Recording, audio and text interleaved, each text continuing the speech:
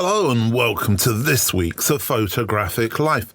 I often talk about the fact that these podcasts are not very well planned out. I don't sort of spend hours researching anything or finding themes. However, themes do seem to develop, and this is basically how I put the podcast together each week in case you're interested. I look at things, I listen to things, I might be watching a film and I make a few notes.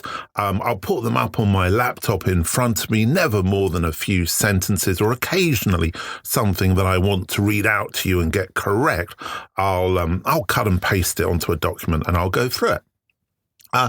But when I sort of bring those elements together, I'm not thinking, it's going to be about this week or it's going to be about that. However, this week, and the reason why I'm preambling like that, I suppose, is because there does seem to be a theme that's come together, and that theme is art. I was recently watching a documentary on the life of the artist Mark Rothko, and it's a fascinating documentary, by the way. I'm not sure where I saw it. Maybe Sky Arts, maybe on the BBC. Not sure. But anyway, try and dig it out. It's very, very good.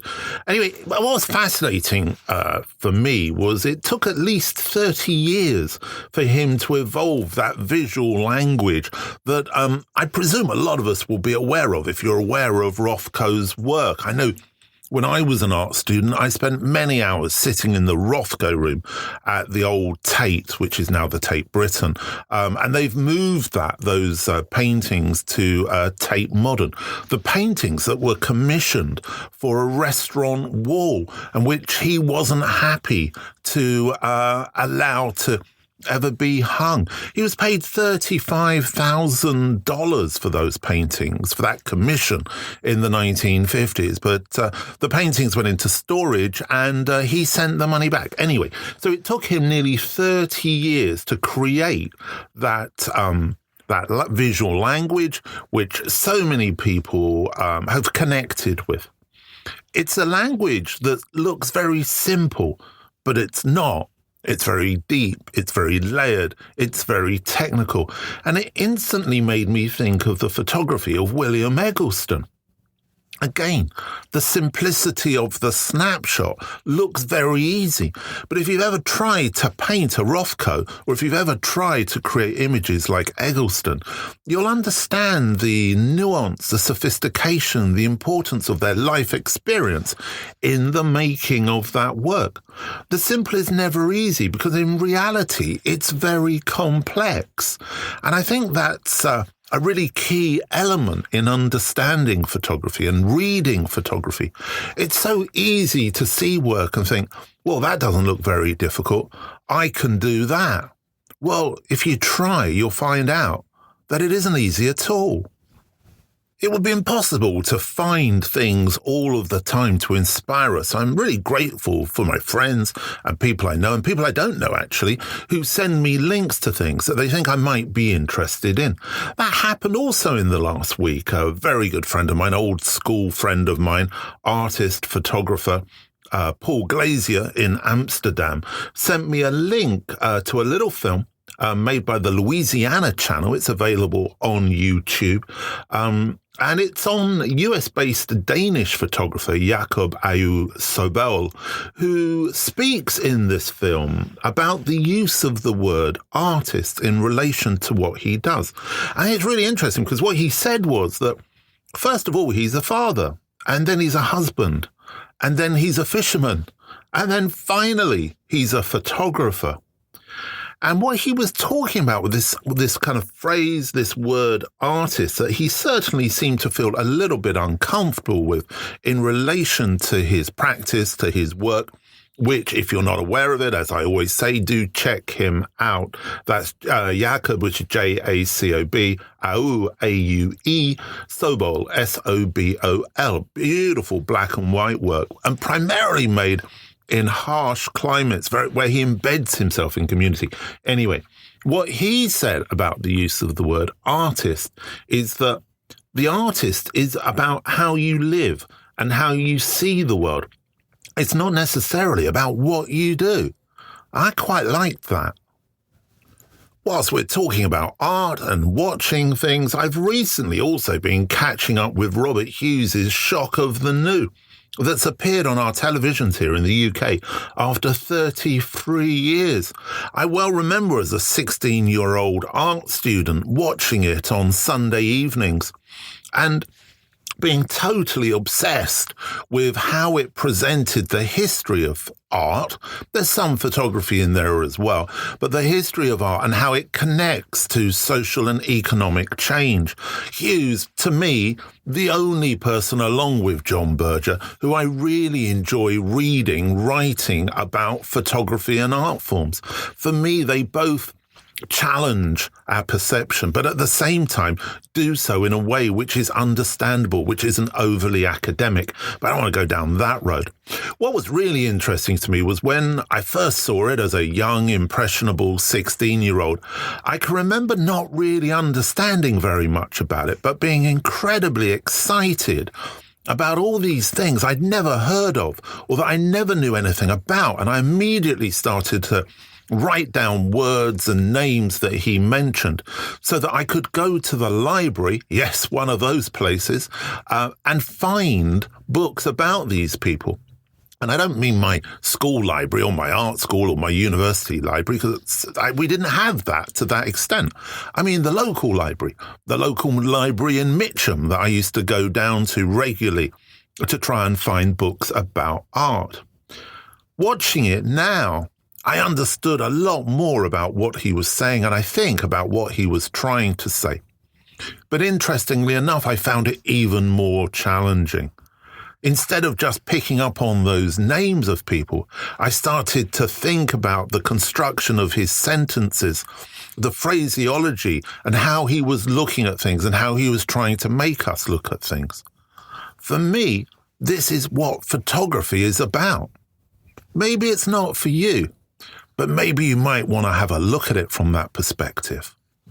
This week, I'm proud, pleased, and excited to welcome to the podcast Ian Hill, who is a photographer based in Cumbria in the northwest of England, who works primarily in black and white 35mm analog film. His work is led by an attempt to respond to what he sees as environmental crisis in terms of what he photographs, where he photographs, and how he photographs.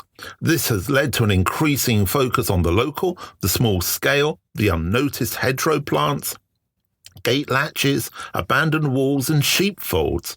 It has also led to changes in his technical approach as he now uses environmentally benign chemicals.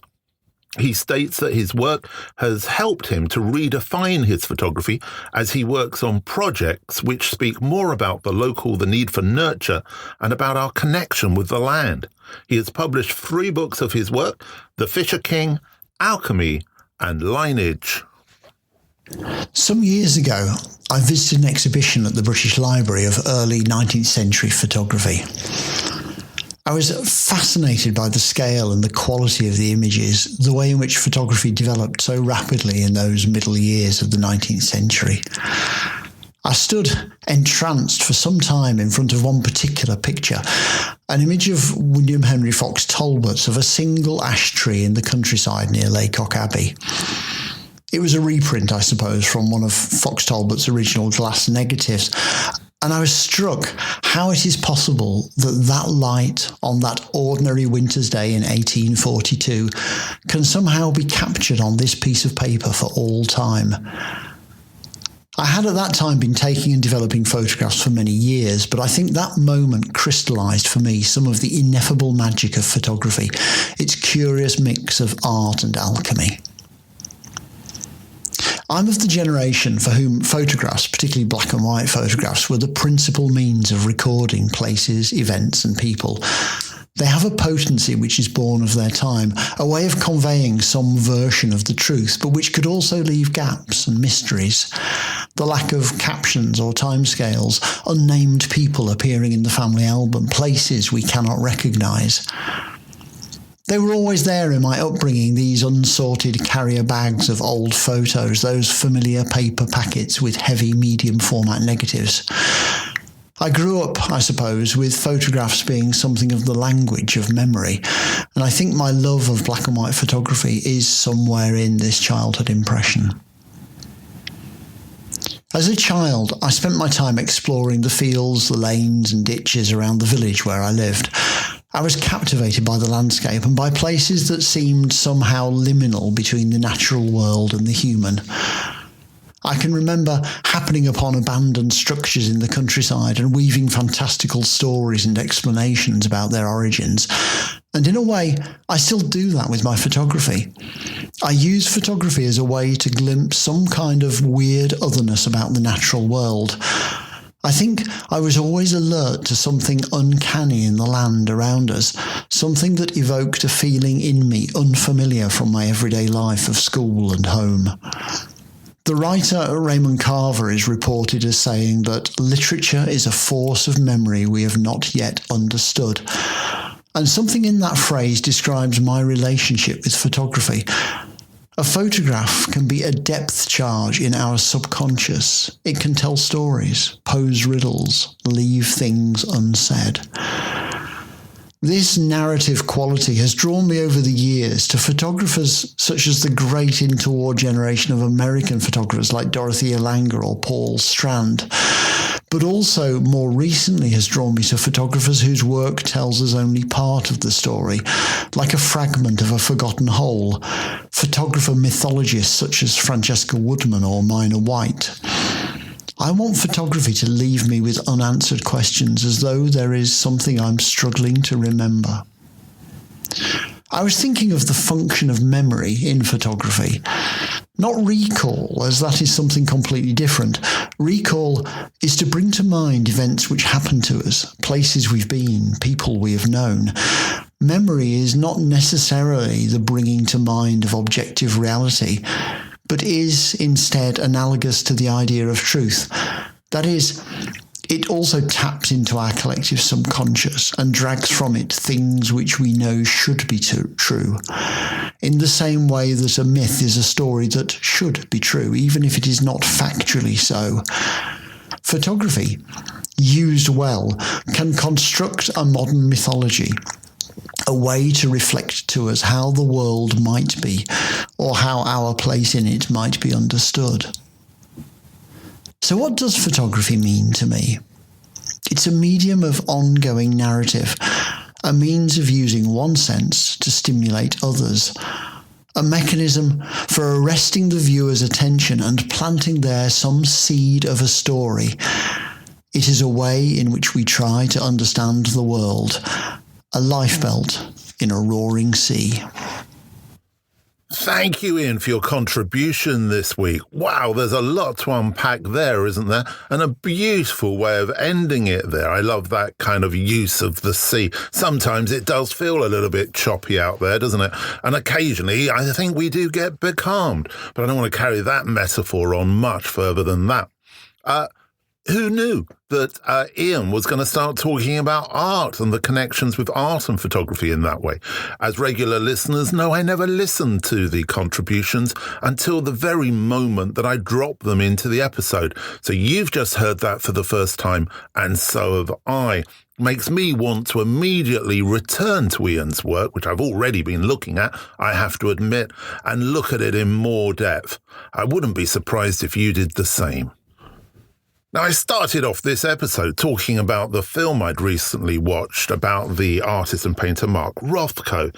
And as part of that film, they talked about an exhibition that he was part of that was roundly criticised and derided by a particular New York Times art critic.